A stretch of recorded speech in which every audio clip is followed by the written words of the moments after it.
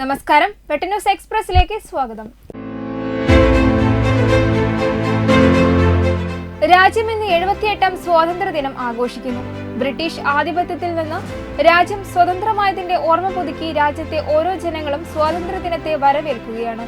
സ്വാതന്ത്ര്യത്തിനായി ജീവൻ ബലിയർപ്പിച്ചവരെയും ജീവിതം മാറ്റിവെച്ചവരെയും കുറിച്ചുള്ള സ്മരണ പുതുക്കിയാണ് ഈ സ്വാതന്ത്ര്യദിനവും കടന്നുവരുന്നത്. രാജ്യത്തിന്റെ ചരിത്രത്തെയും യഥാർത്ഥ സമരസേനാനികളെയും തിരിച്ചറിയാൻ കൂടിയുള്ളതാണ് ഈ സ്വാതന്ത്ര്യദിനം.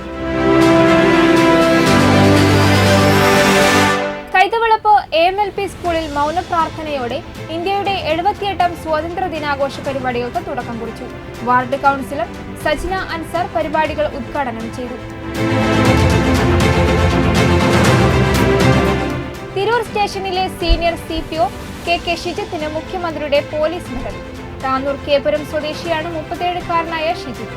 തിരൂർ സ്റ്റേഷനിൽ കാപ്പ കേസുകൾ കൈകാര്യം ചെയ്യുന്നതും 41 ഗുഡ് സർവീസ് എൻട്രികളും പരിഗണിച്ചാണ് മെഡൽ നൽകുന്നത്. മദ്യനിരോധന സമിതി മലപ്പുറം കളക്ടറേറ്റ് പടിക്കൽ നടത്തിവരുന്ന അനിശ്ചിതകാല സമരത്തിന്റെ 1ാം വാർഷിക ദിന സമ്മേളനത്തിൽ സമരത്തിന് ഐക്യദാർഢ്യം അറിയിച്ച് സന്നദ്ധ സംഘടനയായ ഇന്റഗ്രേഷൻ ഓഫ് ക്രിയേറ്റീവ് സിറ്റിസൺസ് പ്രവർത്തകർ വാരണാക്കരയിൽ നിന്നും മലപ്പുറം സമരപന്തലിലേക്ക് പദയാത്ര നടത്തി. 2 വർഷം മുൻപുള്ള സ്വാതന്ത്ര്യ ദിനത്തിനാണ് തിരൂർ റെയിൽവേ സ്റ്റേഷന് മുൻപിൽ നഗരസഭ നിർമ്മിച്ച ടേക്ക് എ ബ്രേക്ക് കെട്ടിടത്തിന്റെ ഉദ്ഘാടനം കഴിഞ്ഞത്. 2 വർഷത്തിനിപ്പുറവും അത് അടഞ്ഞു കിടക്കുകയാണ്. 40 ലക്ഷത്തോളം രൂപ ചെലവിട്ടായിരുന്നു നിർമ്മാണം.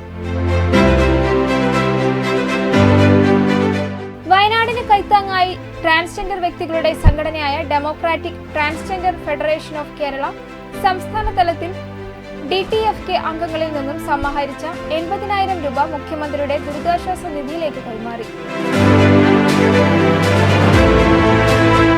കർഷകരുടെ ഉന്നമനത്തിനു വേണ്ടിയും സാമ്പത്തിക നില മെച്ചപ്പെടുത്തുന്നതിനും സുസ്ഥിരവും മത്സരക്ഷമതയും ശക്തിപ്പെടുത്തുന്നതിനും വേണ്ടി പ്രവർത്തിക്കുന്ന സ്ഥാപനമാണ് പുറത്തൂർ മില്ലംപടിയിലെ TCPC. കേന്ദ്ര സർക്കാരിന്റെ MSMEയുടെ പങ്കാളിത്തത്തോടെ പ്രവർത്തിക്കുന്ന സ്ഥാപനമാണ് TCPC.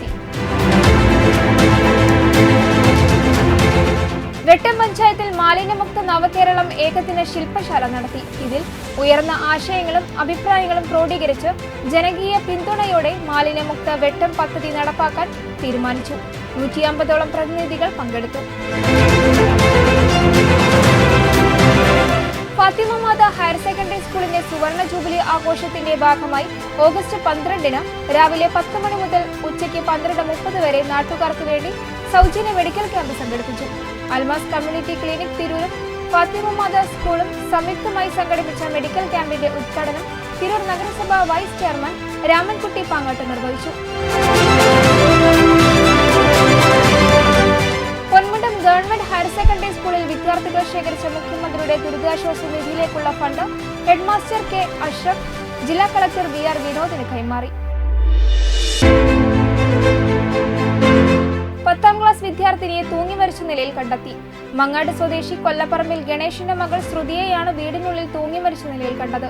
മൃതദേഹം തിരൂർ ജില്ലാശുപത്രി മോർച്ചറിയിലേക്ക് മാറ്റി.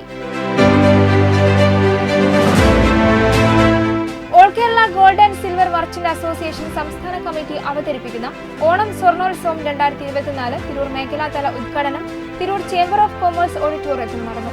സംസ്ഥാന വ്യാപകമായി ഓണാഘോഷത്തോടനുബന്ധിച്ച് സ്വർണവർഷം പരിപാടിയുടെ ഭാഗമായാണ് പരിപാടി സംഘടിപ്പിക്കുന്നത്. ഇതോടെ ഈ വാർത്താ ബുള്ളറ്റിൻ പൂർണ്ണമാകുന്നു. നന്ദി, നമസ്കാരം.